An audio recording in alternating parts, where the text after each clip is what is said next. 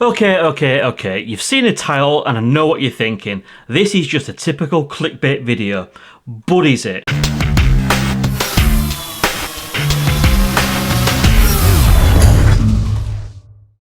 At the end of the day, I have been testing this, the DJI Mini 2, which has pretty much been bulletproof for well over a year now on this channel for numerous tests, whether it be signal or using it for video or using it to test products, etc, etc. And basically, this drone has never ever let me down. Armed with its 4K camera and its ocusync 2.0 connection, this thing's been pretty bulletproof whenever I wanted to do an app review or a firmware review, and basically this has been my staple go-to. Apart from recently, where, cut long story short, this hasn't been performing quite up to my expectations. And not only that, many of you guys have been reported the actual same. Now, since DJI launched the firmware 01040000, which I have tested and reviewed on this channel, many of you guys, the viewers, have reported an increased amount of disconnections and poor signal quality. Now, let me be completely and perfectly clear on this point.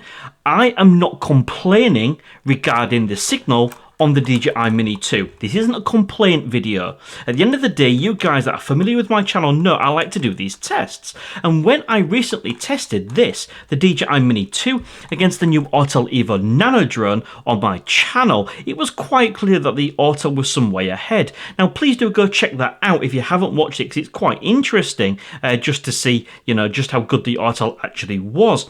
But this DJI Mini 2 has got ocusync 2.0 connection, so it should be fantastic, shouldn't it? Now, if you don't know what ocusync 2.0 is, I have done a really interesting video where basically I explain exactly what it is and why it actually makes a big difference. But with the recent reports that this drone might not be performing up to its standard that we come to expect of it, surely the DJI Mini 2 will outperform the DJI Mavic Mini in an urban test, yeah? So I've decided to put both of these drones up in the air against each other. It's something I've done previously on this channel, but given it reports after this latest firmware, I just wanted to revisit it and just see if there is going to be a big difference.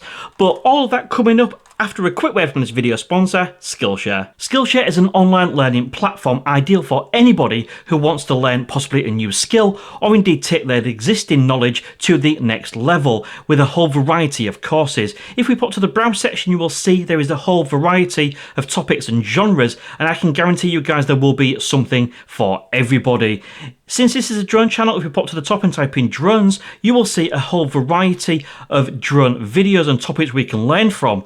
I have been taking this course by Wild Rabbit Productions on aerial cinematography, production and drones. And you can see there was a nice little breakdown into separate sections. And basically this, guys, is really going to help you, and of course as it's been helping me, just really raise my game. The first 1,000 people that signs up to Skillshare using the link in the video description, and I will pin a little comment at the top of my comment section as well, will actually receive 1 month free trial of Skillshare.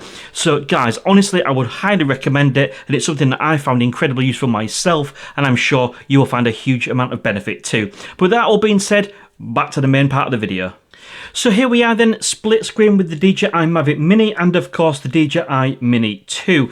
Now, I have run this in absolute real time, so you can basically see how long it's going to take for either of these drones to pick up a full satellite lock to be able to basically fly safely, in the knowledge that if we have a return to home situation, it can of course get back almost on its own, no problem. And as you can see, we have just got that on the DJI Mavic Mini. So if we click into our transmission, this is quite important. We are flying in an urban area, so we have fixed onto a manual 5.8 GHz frequency, which of course is better for high interference areas.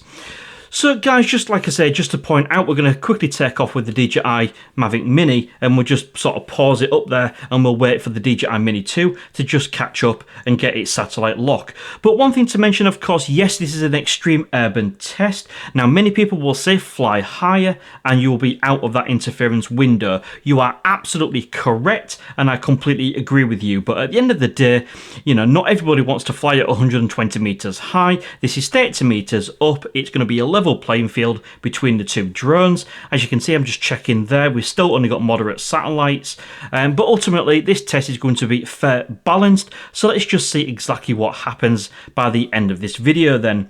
So coming up, you're going to see that even though we got that on the Mavic Mini ages ago, we are now just about to get the actual satellite lock on the DJI Mini 2. Of course, that has taken a significant amount of time. There we go, it's finally in.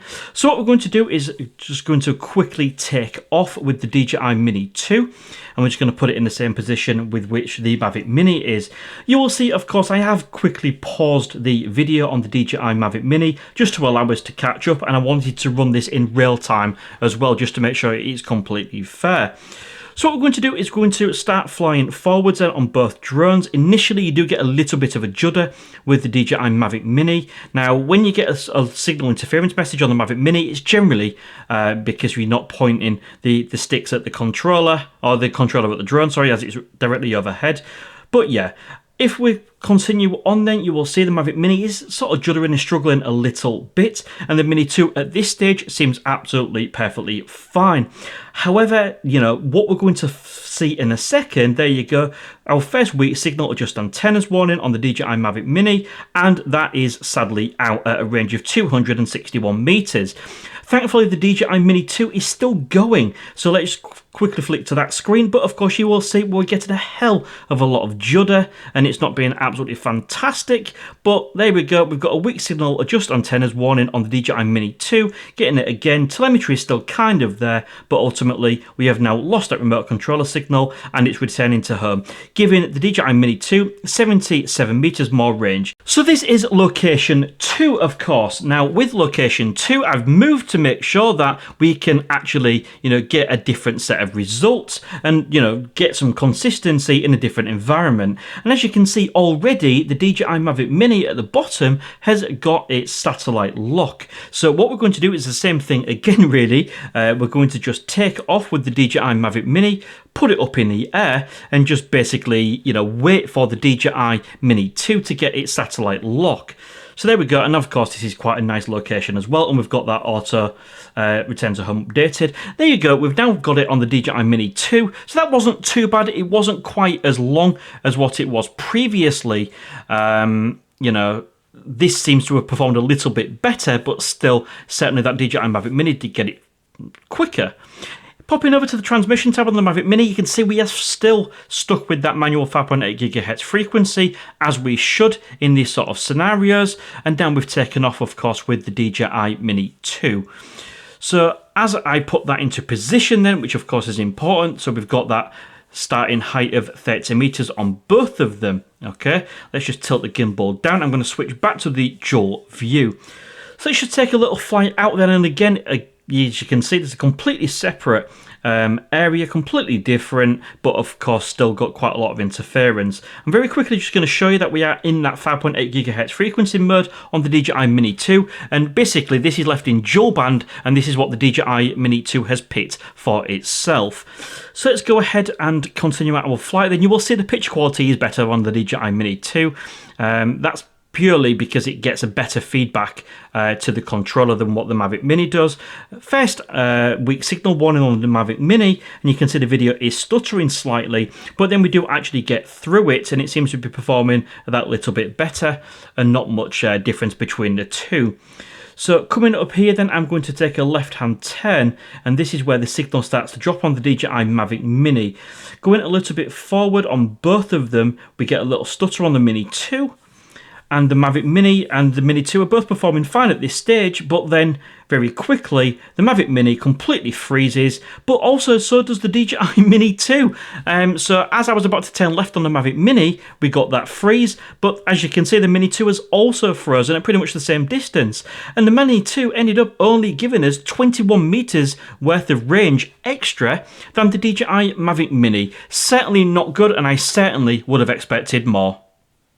So that was pretty interesting, wasn't it? And don't get me wrong, I am not stupid. I'm fully aware that this video is likely to get quite a negative backlash. At the end of the day, there are many people out there that are huge fans of the DJI Mini 2, myself included, but many will not accept that this drone is obviously not performing as it should. And just a little caveat here as well, of course, if you are in an FAA or FCC area, your drone does actually put out more power than it does over here in Europe, so that does mask some of these issues slightly. But given the fact that both of these drones are running in a CE area against each other in pretty perfect conditions, and stable conditions, you could see that basically the DJI Mavic Mini picked up satellites and was able to get that up in the air significantly quicker than I could the DJI Mini 2.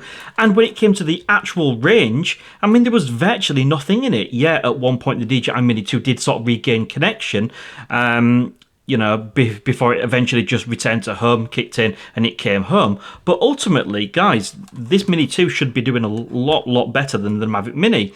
But like I said, this isn't a complaint video. This is just for raising awareness, and I'll let you guys decide for yourself. But in my personal opinion, whatever DJI have done with that latest firmware update, they really need to fix it. See you again soon.